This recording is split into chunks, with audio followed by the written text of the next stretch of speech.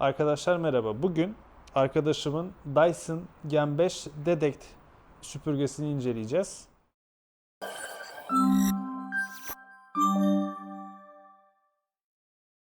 Kendisi bunu çok övdü. Ben de açıkçası sizinle buluşturmak için ta nerelere geldim.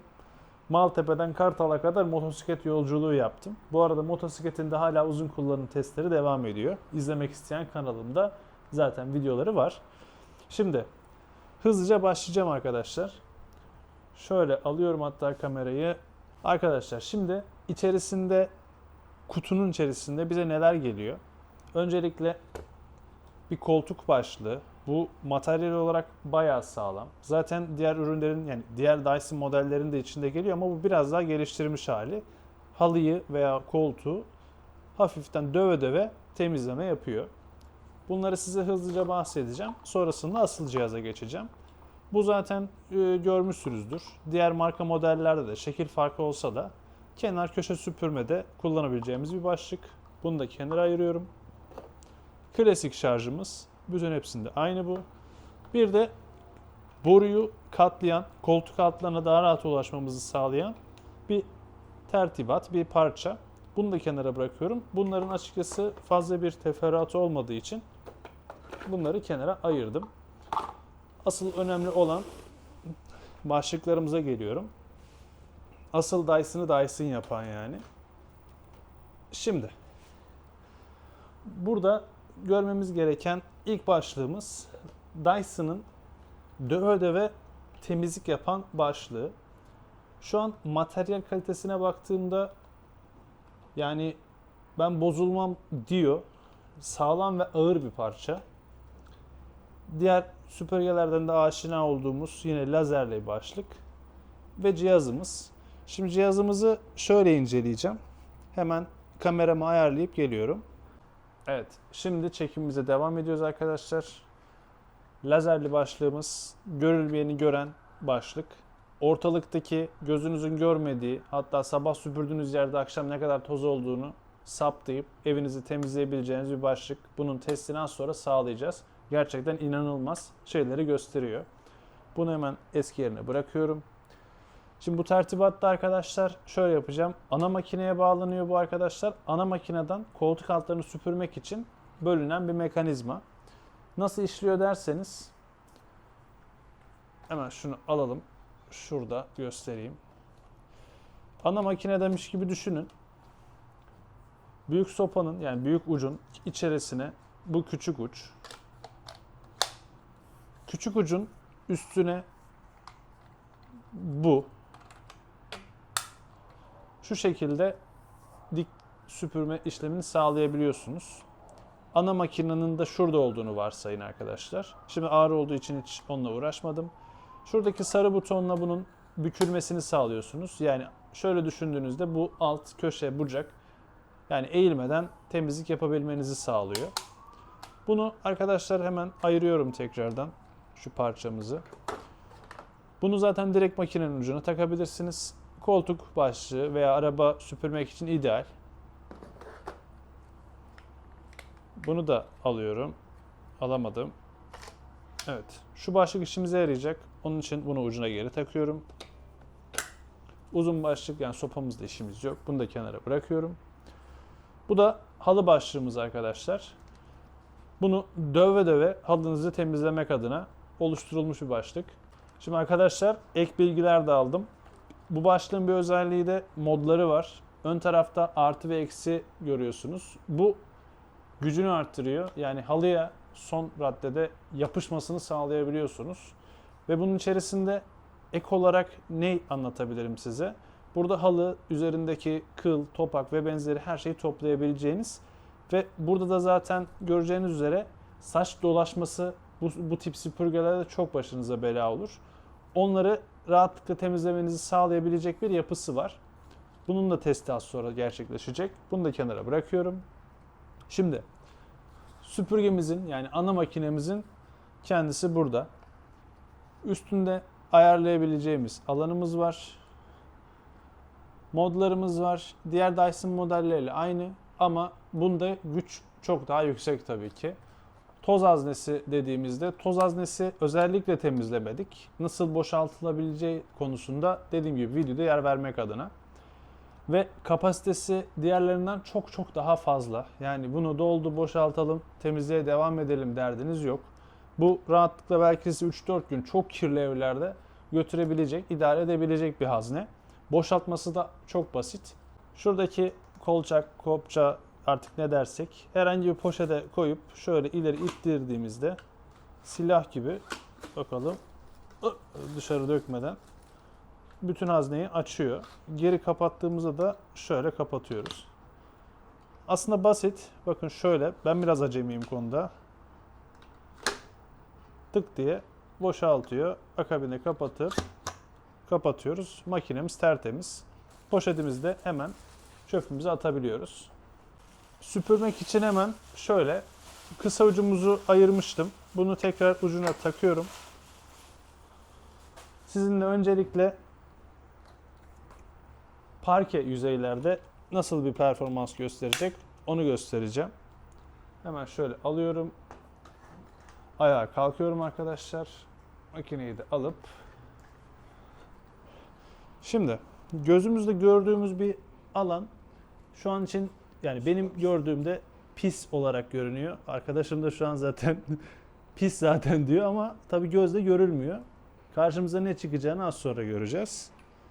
Makinemizi hemen buradan geliyorum. Tuşuna basıyorum. Otoda yakından da çektiğimizde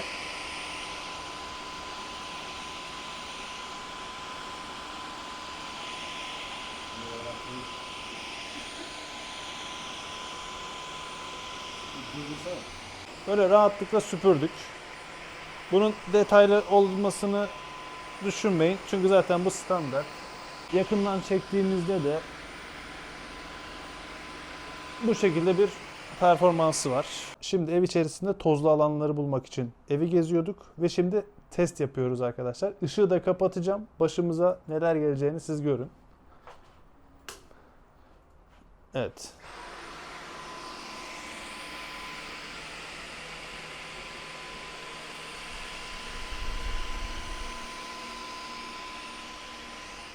Evet arkadaşlar, şimdi parke başlığımızda işimiz bitti. Bunun için sadece parkeyi çok iyi alabildiğini söyleyebilirim. Bu da halı performansı ama halı da pek bir iş görmüyor diyebilirim. Bunu daha çok parke alanlarda kullanmanız daha akıllıca. Çünkü halı yüzeyleri biraz sıkıntı. Şimdi halı başlığımıza geçiyoruz arkadaşlar.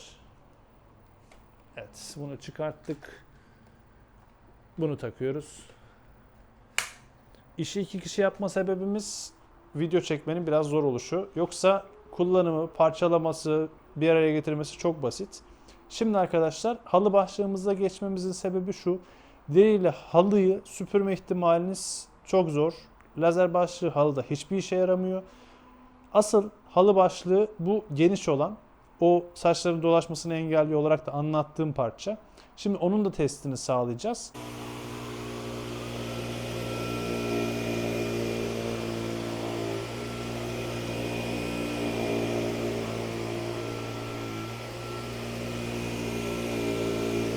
Halıda zaten gördüğünüz üzere döve döve bir temizlik yapıyor. Şeritlerini görebilirsiniz. Hatta şuradan bahsettiğim ayarı için isterseniz ayarını yükselttiğimizde daha çok çekim oluyor. 3 aşaması var. Biz bunun en üstünü alalım. Ne kadar sık olduğunu görelim. Bakın arkasında zaten bıraktığı şeyi görüyorsunuz. Kendine direkt yol çiziyor. Ve acayip derecede halıya yapışmış vaziyette. Muhtemelen o arasındaki emiş gücü farkı otomatik modda oluşundan. Şimdi arkadaşlar halı ucuyla da işimizi bitirdik. Şimdi asıl ince, çok işimizi görebilecek ufak tefek işlerde halı ucunu deneyeceğiz. Yine bu araba süpürürken de çok işinizi görüyor. Hemen bunu kenara ayırıyoruz. Halı ucumuzu alıyoruz. Ve bu şekilde takıyoruz. Halı başlığımızı aldıktan sonra ve pardon koltuk başlığımızı aldıktan sonra koltuğumuz üzerindeki performansı çekelim.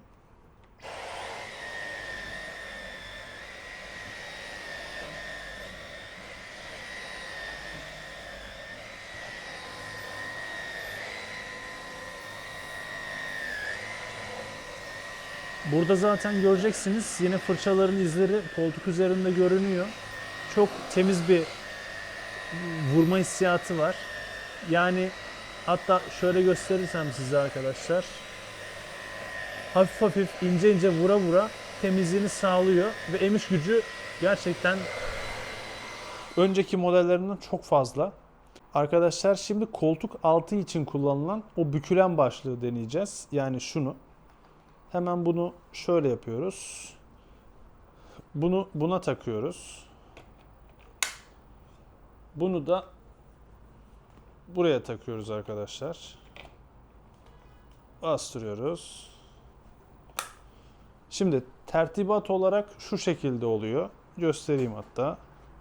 Şimdi bükülmesini sarı butondan yapacağız. Bir koltuk altı süpürmeyi deneyeceğiz. Hiç eğilmeden. Başlığımızı değiştirerek parke yüzeyi de koltuk altını temizliyoruz. Çıkartması, takması gayet basit arkadaşlar. Tabiri caizse şıkır şıkır. Bunu kenara ayırıyoruz ve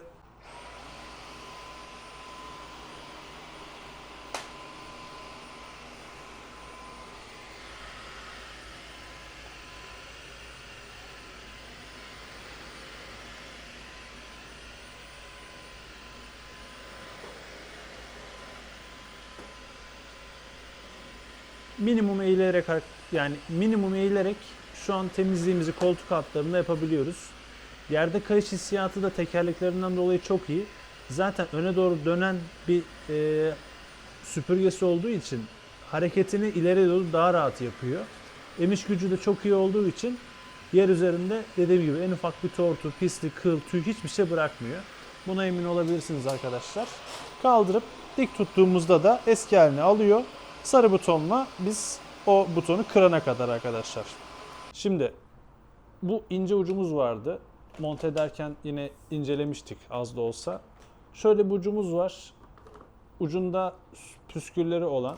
Şunu yukarı kaydırdığımızda koltuk araları için kullanabileceğimiz bir uca dönüşüyor. Ama asıl bizim işimize yarayacak parça sanırım klavye araları gibi böyle ince bir fırçaya ve süpürmeye ihtiyaç duyacağımız alanlarda bir ucumuz daha var. O da şu. Bunu takıp isterseniz deneyelim. Bir klavye üzerinde nasıl bir performans sergileyecek? Hemen bunu da takıyoruz. Şunu aşağı çekiyoruz ve bir klavye buluyoruz.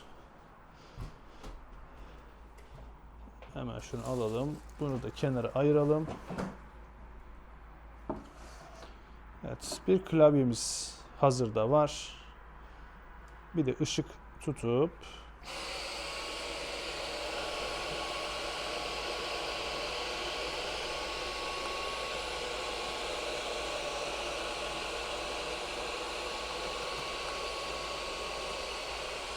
fırçanın uçları arkadaşlar gayet yumuşak. Yani herhangi bir şekilde televizyon kenarlarını da süpürebilirsiniz. Monitörünüzün kenarlarını zarar verecek bir materyal değil. Ne kadar ses yaptığı konusunda bir videomuz olacak isterseniz. Normal modda 33 dakikamız daha var. Eco mod sesimiz bu kadar. 62 dakikaya yükseliyor. Ve turbo mod. Burada arkadaşlar Allah ne verdiyse 5 dakikalık bir süre ama gerçekten halıyı yerinden sökebilecek bir kapasitede. Hemen bunu durduralım. Kapatalım. Şimdi bizim bu 5 dakikalık çekimimizde ne kadar toz topladığımızı görmek için bu videoyu çektim açıkçası. Bu sona ekleyeceğim bunu. Bakın arkadaşlar şöyle, hatta buradan daha rahat görebiliriz. Yerdeki her şeyi temizledi. Halının üzerindeki en ufak tüy, topak her şeyi dediğim gibi çekip aldı. Bizim 5 dakikalık temizliğimizde haznenin belki 5'te veya 6'da 1'ini doldurduk. Boşaltmasını zaten gösterdik. Kullanışı çok basit bir alet. Evet, fiyatı biraz yüksek ama dediğim gibi fiyat performans diyemesem de uzun vadede kullanabileceğiniz evinizin vazgeçilmezi olabilecek bir ürün. Şimdi bunu kullanan arkadaşımdan aldığım geri bildirim neticesinde verilen para evet biraz fazla. Şu an 27 bin liralık bir fiyatı var. İçerisindeki aparatlarıyla birlikte. Ama dediğim gibi bu cihaz profesyonel bir cihaz. Dolayısıyla fiyatının hakkını size fazlasıyla veriyor. Şöyle bıraktığımda tamamıyla şu parçaların hepsi 27 bin liralık bir tutar. Ama pil haricinde bozulabilecek, kırılabilecek bir parçasını görmedim. Gayet sağlam. Malzeme kalitesi çok üst seviye.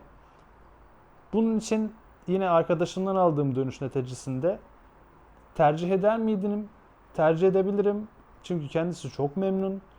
Size de tavsiye eder miyim? Evet, paranız varsa ve böyle bir uzun vadede kullanabileceğiniz uzun ömürlü bir cihaz arıyorsanız vazgeçilmez bir parça olacak evinizde.